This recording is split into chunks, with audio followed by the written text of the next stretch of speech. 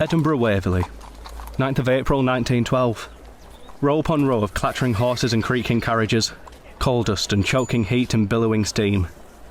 Sizzling braziers selling chestnuts, newspaper men shouting, porters hollering, trains whistling, engines chuffing, voices echoing. The chaos of valises, trunks, portmanteaus, bags, trolleys, the ticking heartbeat of the station clock. It seemed but a moment since I was last here with Lawrence, throwing a brotherly arm around my shoulder. Look sharp, old man, and don't let mother worry too much. He had bounded onto the Maiden of the Mist with puppy dog enthusiasm.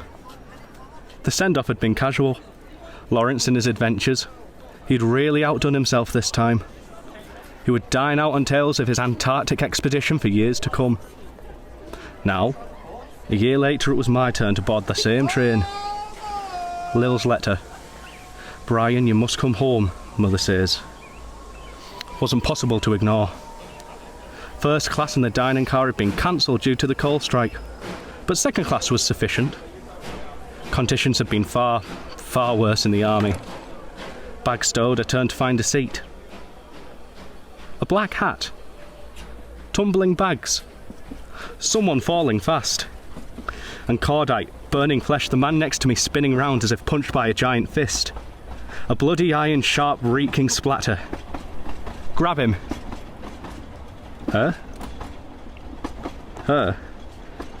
Bird-like bones beneath my grip, and the scent of unair and balm. Lil's favourite cologne. Heliotrope and ambiguous. Sweetness. Musk. Little huffs of breath, not groans. Soft brown feathery tweed, not thick sodden bloody khaki wool. Breathe. Not South Africa. A train. Pull yourself together, man. Mother would love that hat. You must take the last train from Waverley on April 9th. Black velvet with a black rose. I'd almost knocked Pretty Black Hat into next week. I beg your pardon? Was she hurt? My stomach knotted. A large valise and a carpet bag lay at her feet. I picked them up. She took a hasty step back. Yours? A nod. May I store them for you? The valise, she said. I'll take the bag.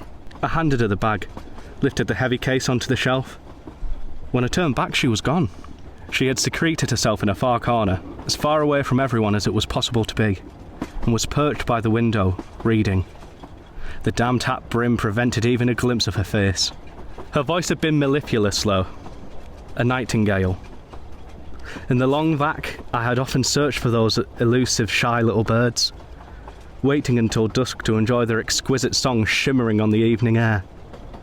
Closing my eyes, I tried to hear that glorious music again, to drown out my nagging fears, the unceasing echoes of war. Somewhere in that eternity of an afternoon, I drifted off, waking only when I felt the carriage shudder beneath me. Nightingale was sleeping, snuggled into her coat. Framed behind her, the weather had taken a turn for the worse. Purpling thunderclouds were surging across the ice-grey sky, forming insurmountable mountains and vast precipitous abysses. A sudden oppressive pressure and plummeting temperature drop presaged a mighty storm. The light dimmed. For a moment inside the carriage all was still. It seemed the world held its breath. And then it began. The first thunderclap shook the train, followed a moment later by a jagged stab of lightning. A random, violent gust of wind caught the carriage a glancing blow, and it creaked and moaned, swaying unsteadily. The engine slowed, labouring against a violent headwind. A fierce spatter of rain suddenly lashed without warning against the windows.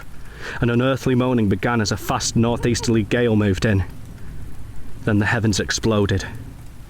What an apocalyptic maelstrom then ensued as the storm raged, and battering the carriage with vicious howling fury. Vast torrents of driving rain and bitter, blinding hail slammed against the glass as if trying to gain entry. The noise was monstrous, the onslaught blinding. For a moment, Lawrence was out there, emaciated and broken, falling into a blizzard, his hands and feet gnawed with frostbite, his old thigh wound ripped open and life leaching away. Dead. No. No. Imagination, a curse inherited from my mother, though hers. Mother says tell you there is room at the inn. It was not real, absolutely not. Nightingale stirred. In the shadow she was twisted restlessly, her small hands clawing at her skirt. No wedding ring. The wind struck again and she woke, throwing an arm up defensively over her head, crying out. I was out of my seat in an instant. Miss, I said quietly, shielding her from view with my body. Miss, wake up. Wake up. I touched her arm gently and narrowly missed being struck by a flailing fist. She looked up at me, startled, and I wanted to kill someone. The silhouette of a furious figure loomed over me. The devil himself, come to bring me to divine retribution. A frightful wailing and howling shivered through the gloom as if a million souls were in torment, while the ground quivered and trembled beneath my feet. It was only when the ground translated itself into the floorboard of a train carriage that I realised I was mistaken. The storm was raging. The train was stationary. The devil was the man who had assisted me with my bags earlier. Seer eyes regarded me with some concern. Concern because... my hat! Snatching it from my lap. How did it get there? I jammed it on my head, pulling the brim down. His expression softened. Don't worry, he said, picking up my book. No one saw. You did. You had a bad dream. He settled on the seat opposite. What happened? I thought it wise to wake you. There was a question in his eyes, but I chose to ignore it. Thank you. My skirt pleated beneath my fingers. The most important aspect of the situation suddenly struck me. The train has stopped? Yes. For the night, probably. Too risky to go on. Breathe. Just breathe. No arrival in London before 8 p.m. No connection. No connection, no ship, no voyage, no aunt, nowhere to live. I would be in London alone, on my uppers, with nowhere to stay. Here. A bottle of ginger beer appeared in front of me. A large bag on the seat beside him. Where did he get that? A hiss as the bottle fizzed. The burn of ginger in the chest. Sweetness. I would be in London alone. But I would be free. I was a capable woman. I could fend for myself. Better? Yes. Midnight. A time that invites confidences and sharing and intimacy. A time when the usual corsetry of propriety loosens its laces. The guard had lit the oil lamps, and their feeble light was struggling to keep the darkness at bay. All the other passengers were asleep. Outside, the storm still threatened, but inside, it felt cosy. We were deep in conversation. My mother must have known. He was saying. Known what? He looked rueful. She has second sight. You believe in all that? I believe in my mother. The respect and affection in his voice was unmistakable. What must she have known? He grinned. She was insistent I had to catch the last train. Maybe our meeting was meant to be. I laughed. He sounded glad that he had. And does this second sight run in the family? Do you have it? God forbid, I hope not. He hesitated. Are you hungry? To my surprise, I was. I have some refreshments packed. Hetty, my housekeeper, seems to think I might expire if I miss so much as a meal. He rummaged. Let's see. I have sandwiches and apples and fruitcake and nuts and chocolate.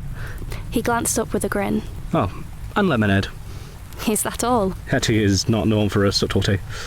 She really packed all of this for you? When I returned from South Africa, I was injured and malnourished. It frightened her. She's been trying to feed me up ever since. Hats off to Hetty. Soon we were enjoying the glorious midnight feast. The sandwiches, cheese and chutney, were rich and spicy. The russet crisp and sharply sweet. The fruitcake afterwards had seen more than a splash of cherry. All in all, it was a pip of a meal. Afterwards, replete and content, we sat with our bottles of lemonade. Thank you, I said. That was quite perfect. Thank you. I've not eaten so much since... I don't know when. You seem to have a rejuvenating effect on my appetite. You are still convalescing? He looked well enough. Oh, no.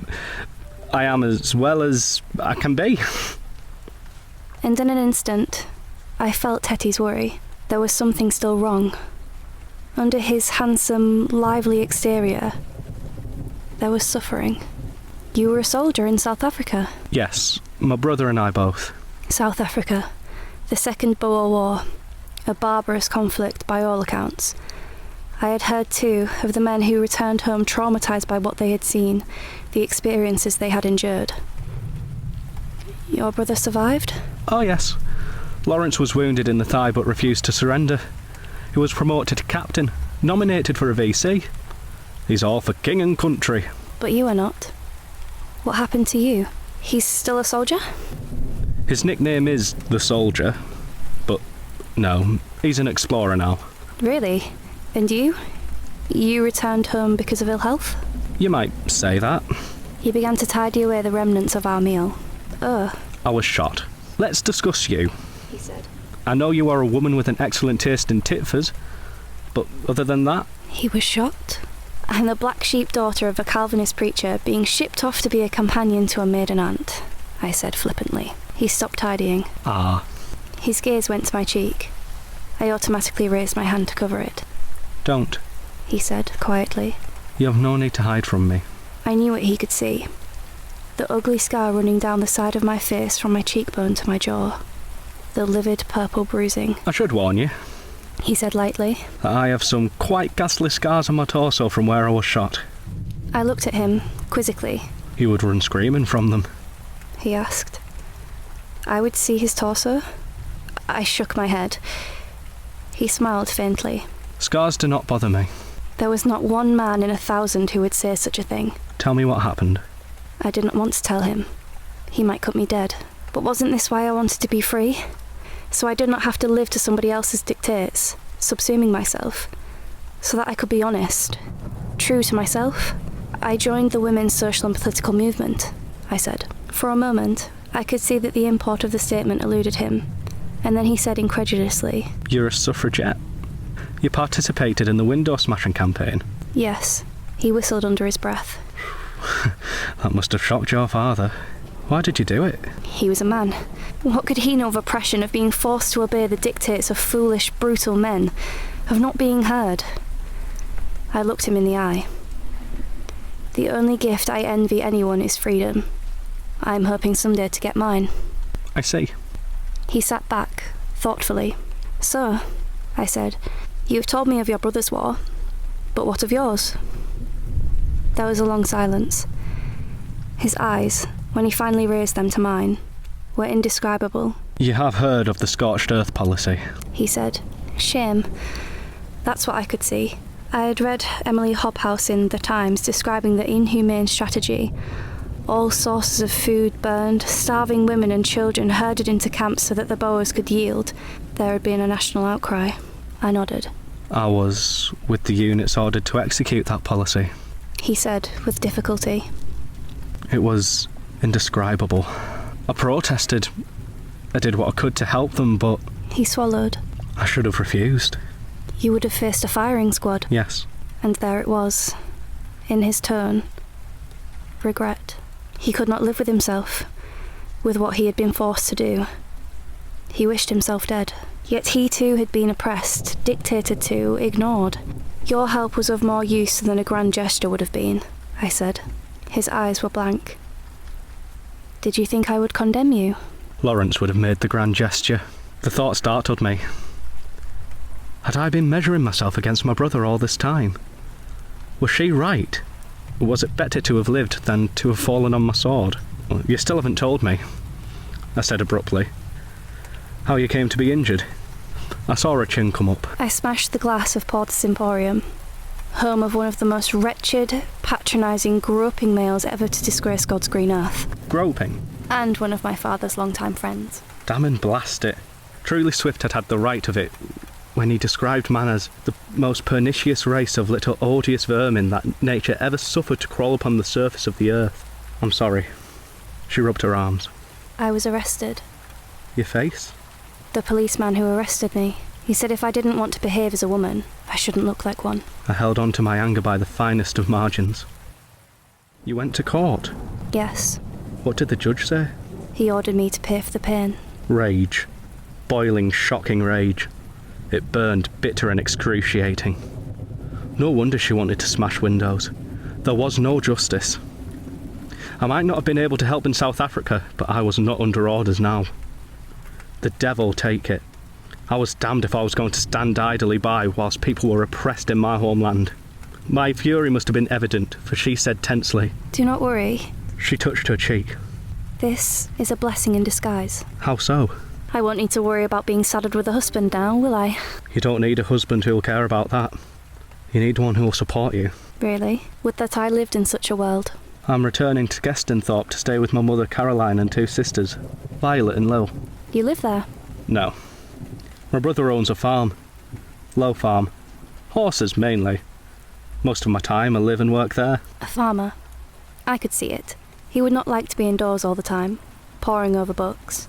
He would need fresh air, exercise and freedom. Your brother, the explorer? Yes. He hesitated.